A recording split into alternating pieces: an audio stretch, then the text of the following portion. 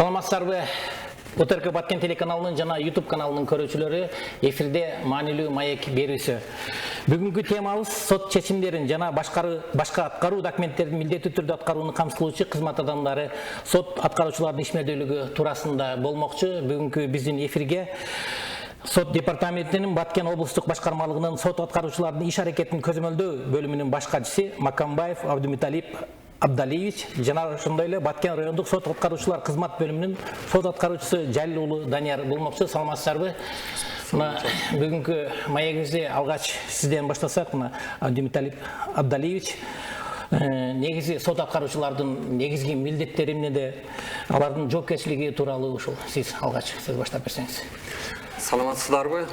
Бул сот аткаруучу деген бул мамлекеттик кызматта турган жана аткаруу документтерин мажбурлап аткаруучу кызмат адам болуп эсептелет. Бул сот аткаруучулар негизинен соттук актыларды сот чыгарган. Алар өкүмдөрдү чечимдердин негизинде берилген аткаруу барактар, ошондой эле соттук буйруктар, андан сырткары бизде мажбурлап аткаруу боюнча мына укук бузуу кодекси боюнча токтомдор келет. Мисалы алганда мына ГАИден салынган айып пулдар, ошондой эле башка ушул компетенттүү органдардан салынган айыптар боюнча ошолор токтомдору өз убагында аткарылбай калганда мажбурлап аткартуу үчүн сот аткаруучуларга жиберилет да. Бизде сот аткаруучулар бөлүмү ар бир райондо ошол райондук сот менен бирге отурат, райондук соттун имаратында. Анан ошол область боюнча сот аткаруучулардын ишмердүүлүгүн көзөмөлдөө бөлүмү бул Кыргыз Республикасынын Жогорку соттон караштуу сот департаментинин Баткен областтык башкармалыгына карайт. Ошол область боюнча сот аткаруучулардын ишмердүүлүгүн көзөмөлдөйт. Мына бүгүнкү күндө эми сот аткаруучулардын ишмердүүлүгү кандай болуп атат? Өткөн жылдарга салыштырмалуу, акыркы жылдарда мына бизде мыйзамдуулук жаңы талаптары кирип атат. Мыйзамдуулук биринчи орунга коюлуп атат. Ошонун негизинде сиздерде ишмердүүлүк күчөдүбү?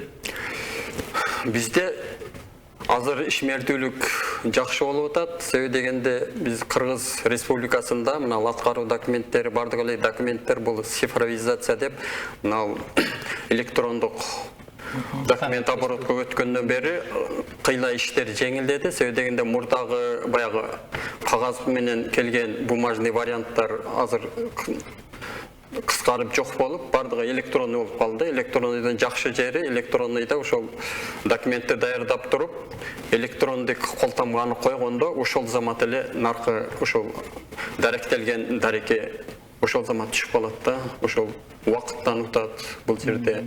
Анан баягы немелер бардык электрондук болгондо так, анан баягы кириш чыгыш мөөнөттөрү ошолор бардыгы так болуп жакшы болуп атат да. Данияр мырза, сизге суроо берейин дейм да, мына сот чечимдерин аткаруу процессинде эң көйгөйлүү маселелер кайсылар? Бүгүнкү күндө бизде эң көйгөйлүү маселелер бүгүнкү күндө алимент аткаруу өндүрүштөрү боюнча болуп атат. Анан үйдөн чыгаруу, үйлөрдү бузуу боюнча иштери бизге өтө баягындай маселелерди туудурат бүгүнкү күндөчү. Себеп алименттүү аткаруу өндүрүштөрү боюнча бизде Баткен району боюнча 920 алимент өндүрүшү бүгүнкү күндө катталган. Бүгүнкү күндө биздин сот аткаруучулардын колунда аткарылып жатат. Буларды өндүрүү бүгүнкү күндө баягы акча табуу маселеси, алимент төлөмдөрүнүн өлчөмү көп болгондуктан, каржылоолорго төлөө кыйынчылыкты туудуруп атат. Ошол себептен сот аткаруучулар тарабынан мыйзамда көрсөтүлгөн чаралар колдонулган, бирок ошондо дагы өндүрүү кыйынчылыкка туудуруп атат биздечи. Мыйзамдарга өзгөртүүлөр киргизилген, буларда алимент төлөөчүлөрдүн жоопкерчиликтери кыйла мындай оорлоштурулган. Себеп алимент төлөгөн 1 жылдан ашкан алимент карызкор алимент төлөгөндүгү үчүн 3 жылга чейинки камак жазасы киргизилген. Кылмыш жаза кодекси боюнчачы. Бүгүнкү күндө бирок бул практикада колдонулбайт. Себеп соттун чечими, соттун эмеси боюнча, өкүмдөрү боюнча анча оор эмес кылмыштардын катарына кирип, кылмыштык курамы боюнчачы. Ошол боюнча пробация көзөмөл жүргүзүү менен чектелип калат бүгүнкү күндө сот. Мына азыр өзүңүз айтып кеттиңиз, эң көйгөйлүү маселе ушу карыздарды өндүрүү дагы бири болуп кетет экен. Ошол карыздарды өндүрүүдөгү ушул сот чечими процессин аткарууда эң натыйжалуу ыкмаларыңыздар кандай? Бүгүнкү күндөгү эң натыйжалуу ыкмабызды бул Кыргыз Республикасынын аймагынан чыкпоого убактылуу чектөө. Ошол гана бизде эффективдүү эмесин берип атат, таасирин берип атат. Себеп карызкордон 1 сомдо карыз болсо мамлекеттен же бирөөдөн карыз болгон болсо, соттун чечими боюнча же башка аткаруу документи боюнча карыз болгон болсо, ошого чектөө коюлган учурда Кыргыз Республикасынын аймагынан чыкпоого чектөө коюлганда карызкор ошону төлөмөйүнчө чыга албай калат. Ошол себептен ошол эффективдүү бизге эмесин берип атат. Жанагы таасирин берип атат. Ошол негизинде эле гана биз бүгүнкү күндө өндүрүп, ушул бүгүнкү күндө көрсөткүчтөргө ээ болуп турабыз.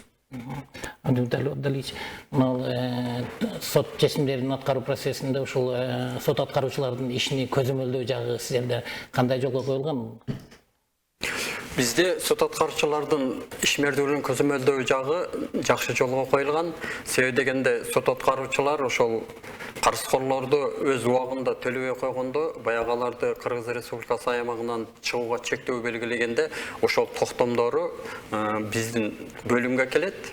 Ал бөлүмдө өзү тиешелүү кызматкерлер бар, ошолор тарабынан чектөө белгиленет. Андан сырткары ошол карызкор кылып булар каттаган убакыттан тартып эле ошол мажбурлоо чаралары башталганда бул чектөөдөн сырткары ошондой эле мына калкты тейлөө борборлору сондорду флажок коюлуп калат. Флажок коюлганда ар бир жаран өзүнүн үй бүлөсүн же өзүнү баягы базага киргизгени барганда ошол жерлерде баягы флажок коюлгандан кийин ошол жаранды милдеттүү түрдө сот аткарышат кызмат бөлүмүнө жөнөтөт. Ошол жерден барып сен немең бар экен, ошол жерде маселең, ошону чечип кел деп. Андан сырткары бул чектөө белгиленип калып, ошол бардык мажбурлоо чаралары колдонулгандан кийин бизде мына аткаруу мөөнөтү, аткаруу документтериники 4 ай эле болот да. Ошон үчүн 4 айдын ичинде сот аткаруучулар бардык чараларды көргөндөн кийин баягы документти аткарылса аткарылып, толук бойдон аткарылды деп жөнөтөт, аткарылбай калганын аткарылбай калды деп жөнөтүп, бирок баягы коюлган чектөөлөр, бардык коюлган чаралар калат. Архивге өткөнү менен баягы жаран ошол карыз акчасын төлөмөйүнчө баягы кутулбайт да. Себеби дегенде архивде турганы менен баягы чектөө базада ал Кыргыз Республикасынын аймагынан эч жакка чыга албайт. Анан мына паспорт столдордо, ошол сондордо мунун флажогудан турат да, ошол боюнча элечи. Булар качан гана төлөнгөндөн кийин анан сот аткаруучу тарабынан токтом чыгарып туруп, ошол токтом негизинде чечилет. Мына сот чечими чыккандан кийин ал чечимге биздин жарандарыбыз макул болгондор да болот, макул болбогондор да болот. Анан ошол учурда ушул сот аткаруучулардын ишмердүүлүгүнө ушундай биздин жарандарыбыз өздөрүнүн укуктарын колдоо үчүн ушу сот аткаруучулардын үстүнөн даттануу механизмдери барбы? Бар, себеби дегенде бул биздин жарандар ошол чечимдерге макул болбосо, ал мисалы үчүн райондук соттун чечимине областтык сотко апелляциялык тартипте кайрылыша алат. Областтык соттун чечимине наразы болушканда, бул жогорку сотко кассациялык тартипте даттана алышат да. Анан бул аткаруу барагы чыккандан кийин аткаруу барагын сот аткаруучуга алып келип беришет, аткарууга алууга. Бирок сот аткаруучу ал аткаруу барактагы наразы болгон немелерди сот аткаруучу тарабынан иштеке жүргүзүлбөйт. Себеби дегенде ал кайсы сот чыгарган болсо, ошого гана даттаналат да. Ал аткаруу барак өндүрүшкө кабыл алынгандан кийин сот аткаруучунун иш аракетине наразы болсо, анда бизде ар бир областта өзүнүн административдик сот бар. Ошол административдик сотко сот аткаруучунун кыймыл аракетинин үстүнөн даттана алышат да. Мына эми сот процесстеринде көрүп эле жүрөбүз, көп жарандарыбыз аябай жанагы наразы болгон учурлар көп болуп калат.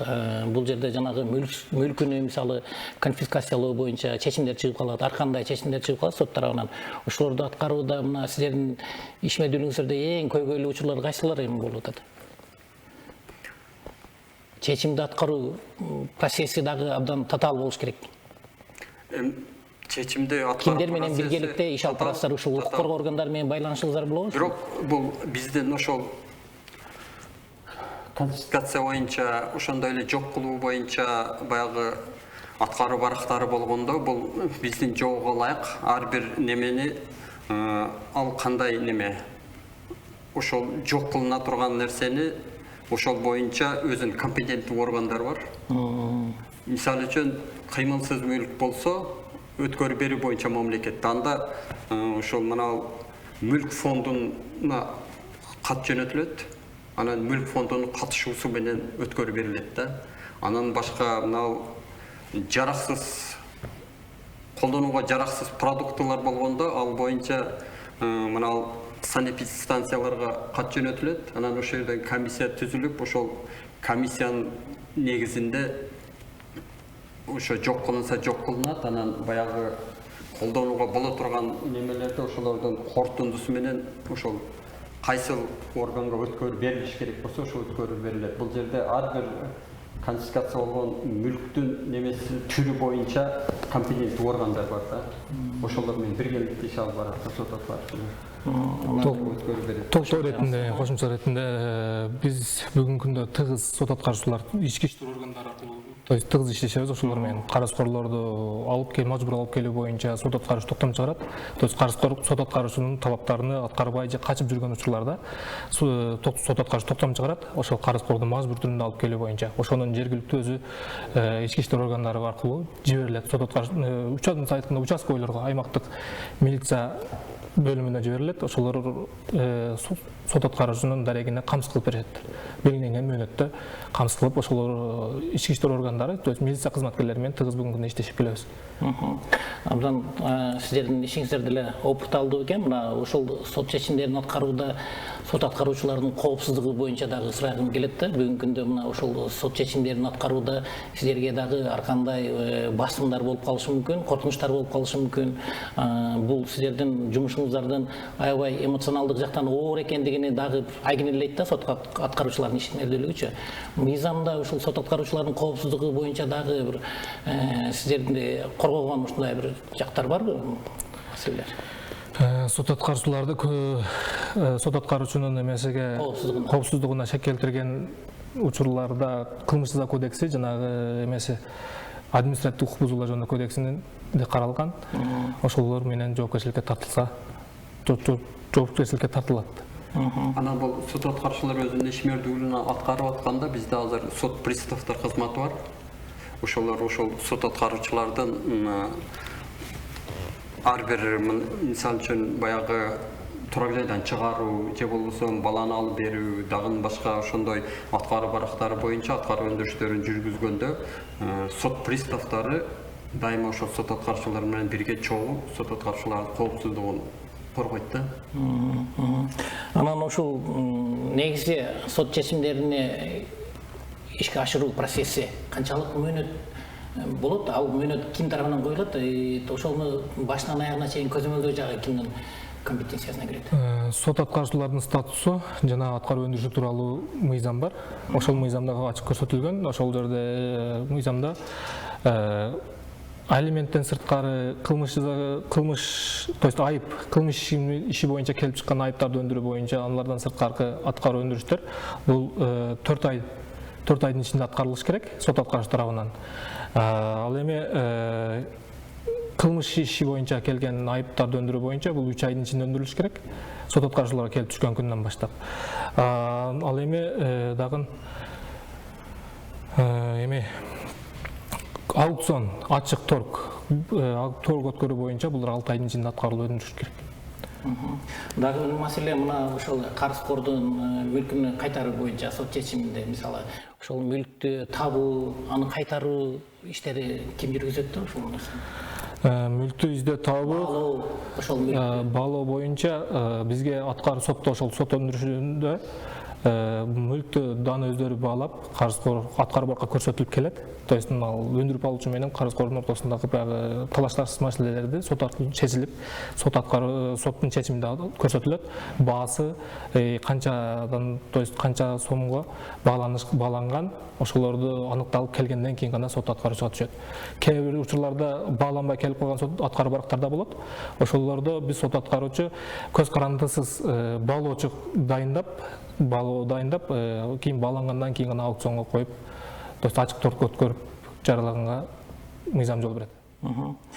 Дүйнтер Абдалиевич, дагы ушул сот чечимдерин милдеттүү түрдө аткаруу боюнча сиздердин ишмердүүлүктө дагы кандай көйгөйлүү маселелер бар? Азыр bizde азырлай айтып кетти, торк боюнчачы.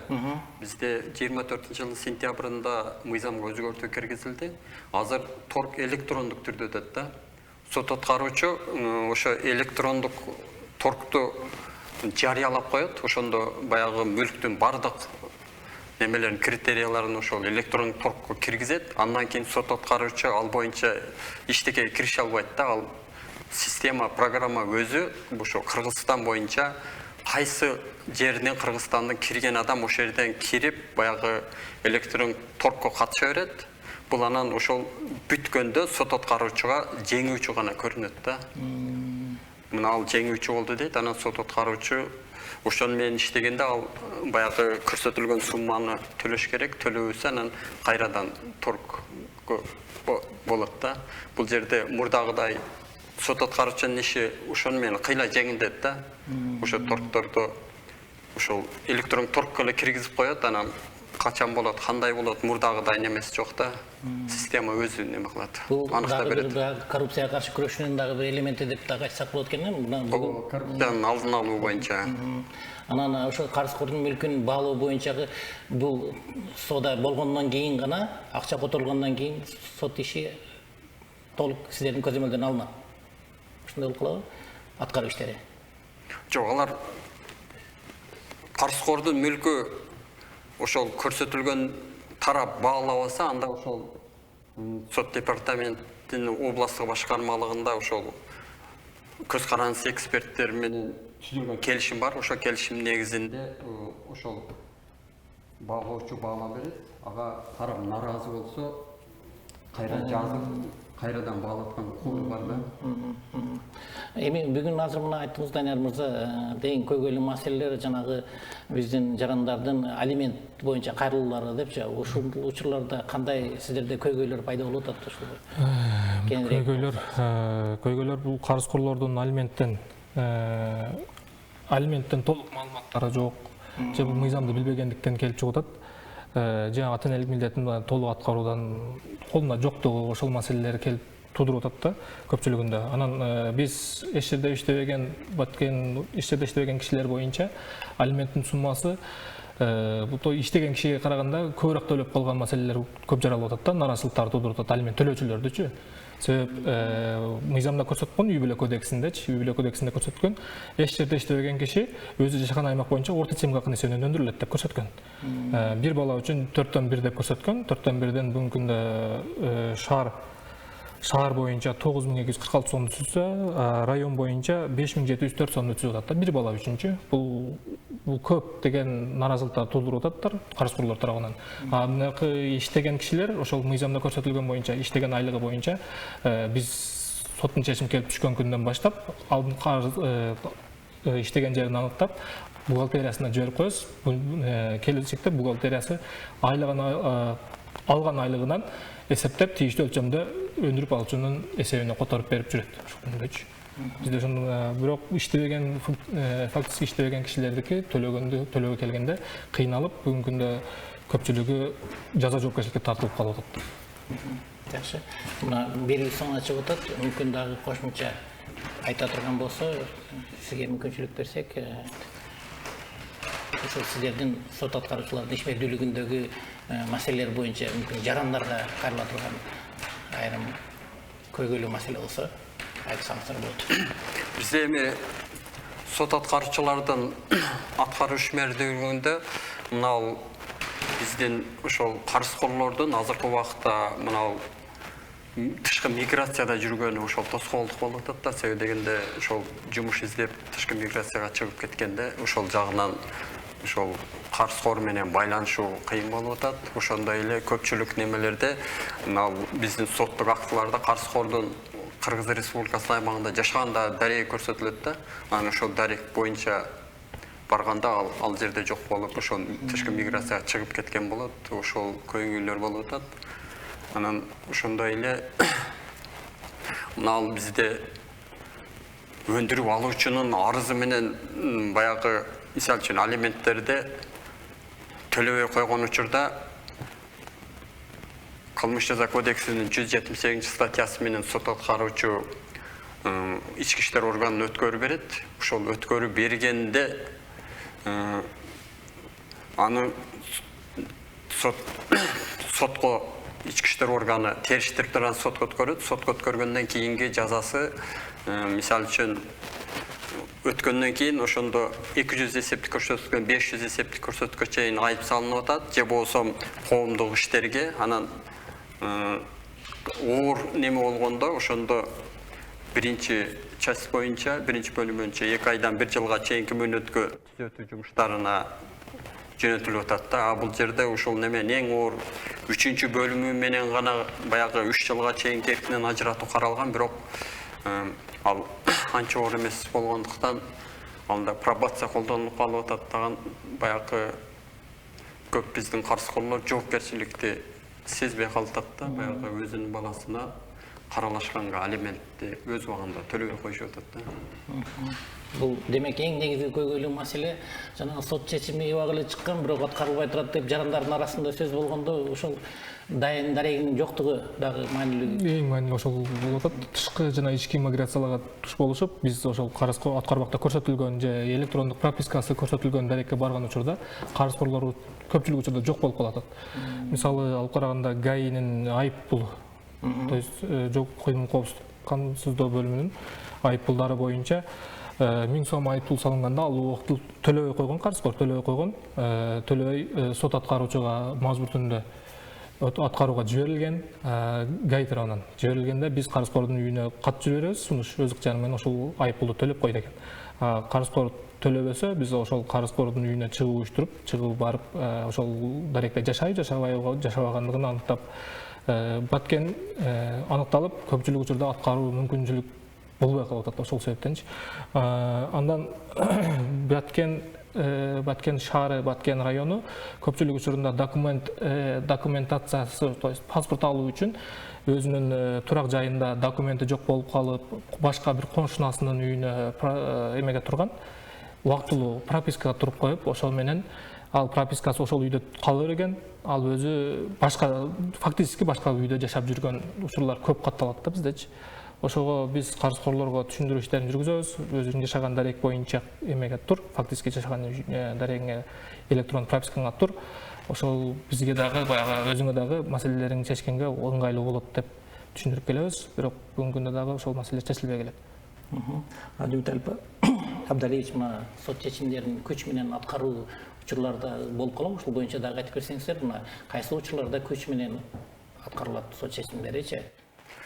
Сотту чечимдерине ошол бизде карызкорлорго аткаруу барага келип түшкөндөн кийин мына сот аткаруучулар тарабынан өз ыктыяры менен аткаруу сунушу жөнөтүлөт.